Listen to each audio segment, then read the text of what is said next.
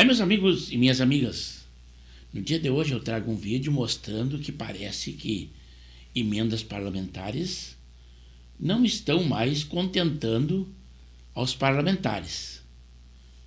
Basta dizer que nós tivemos aquela informação da derrota que houve do aumento do IOF primeiro na Câmara dos Deputados e depois aprovado pelo Senado Federal. Uma derrota do governo, e os únicos que votaram a seu favor foram os candidatos, 98 candidatos, mas parece que a tentativa do governo de melhorar a sua imagem, ignorando a figura do Sidônio Palmeira, que foi contratado para isso, e agora a deputada Érica Hilton. Mas denúncias já estão acontecendo e eu acredito que a estratégia não seja muito boa. Mas vejam aí imagens para comprovar o que estou dizendo a vocês. Tem uma informação aqui no UOL, uma reportagem da Natália Portinari, dando conta que o governo liberou 1 bilhão e 600 milhões de reais em emendas e verbas extras. O governo está pressionado pelo Congresso e nisso liberou nos últimos dias 517 milhões de reais em emendas parlamentares e 1 bilhão e 100 milhões em verbas extras no Ministério da Saúde para atender a base aliada e facilitar negociações políticas. Essa era uma queixa do Congresso, que o governo não estava liberando as emendas e sem liberação de emenda não tem voto no Congresso, principalmente nesse momento em que o governo tenta aí aprovar medidas aí de contenção de gastos e principalmente ampliação de receitas. Sem emenda, sem voto.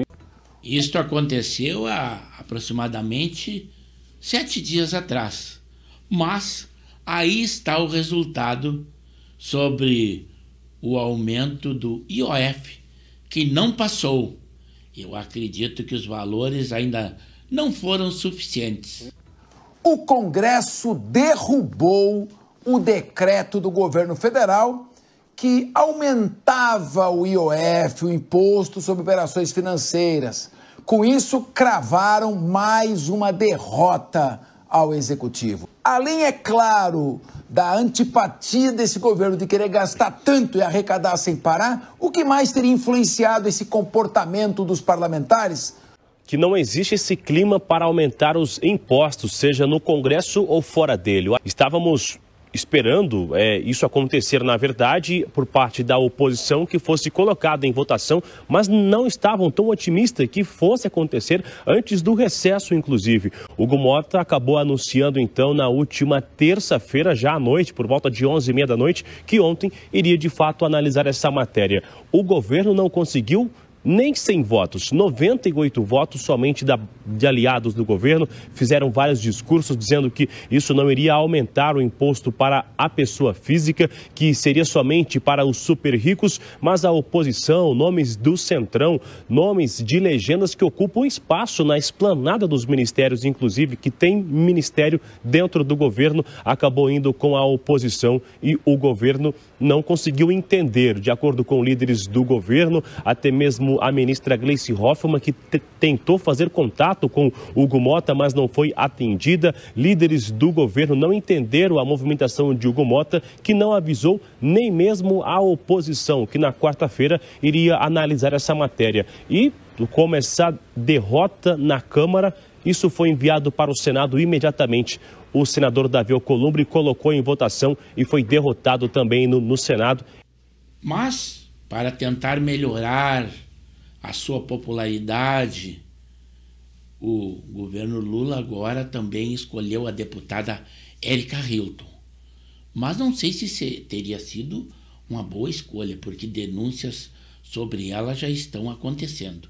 Principalmente ela que se diz contra o capitalismo, contra os ricos, a favor dos pobres, mas tentam aquele término da escala 6x1, que ela sabia que era impossível acontecer na atual economia, e também o uso de uma possibilidade de uma verba para uma ONG da qual ela participa. E também teve atualmente um reembolso de uma cirurgia em R$ 24.700 feita no nariz. E ela que também diz que as pessoas deveriam aceitar a sua negritude. E quanto à contratação de possíveis cabeleireiros como seus assessores, ela desmentiu, dizendo que seria fake news. Mas aí nós temos a repórter da Metrópole que deu essa notícia e agora reafirmando a veracidade da informação. Essa história da possibilidade aí dessa suposta contratação dos maquiadores por meio do gabinete da deputada. Então, foi um furo de reportagem, né, divulgado na minha coluna, meu colega André Chalders, que a gente divide ali a coluna aqui no Metrópolis, descobriu essa história que a Erika Hilton contratou 2 maquiadores que a atendem no seu gabinete, um por R$9 mil, outro por quase R$3 mil por mês.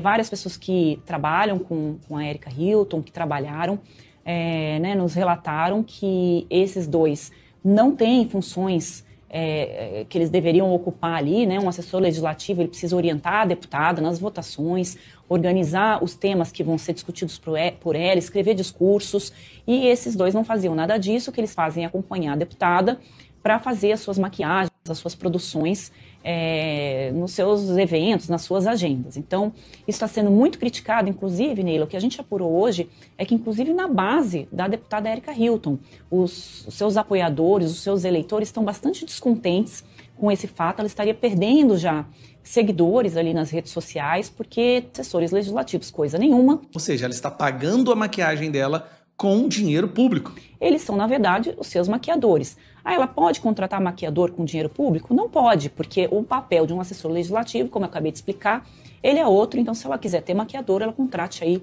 do bolso dela.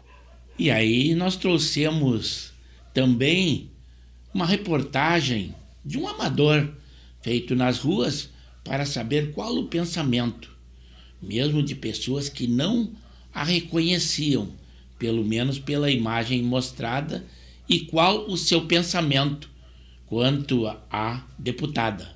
O bolso dela.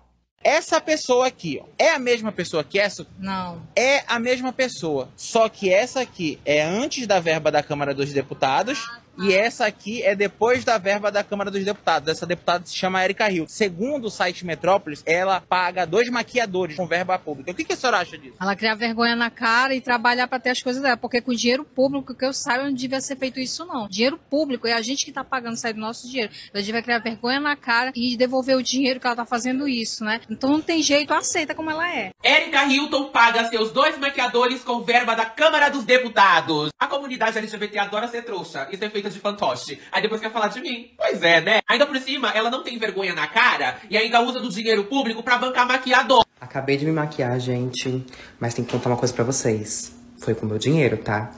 Diferente da Erika Hilton, que tá se maquiando aí, pagando 10 mil pra maquiadores, pra 2 maquiadores com o nosso dinheiro, com dinheiro público, né?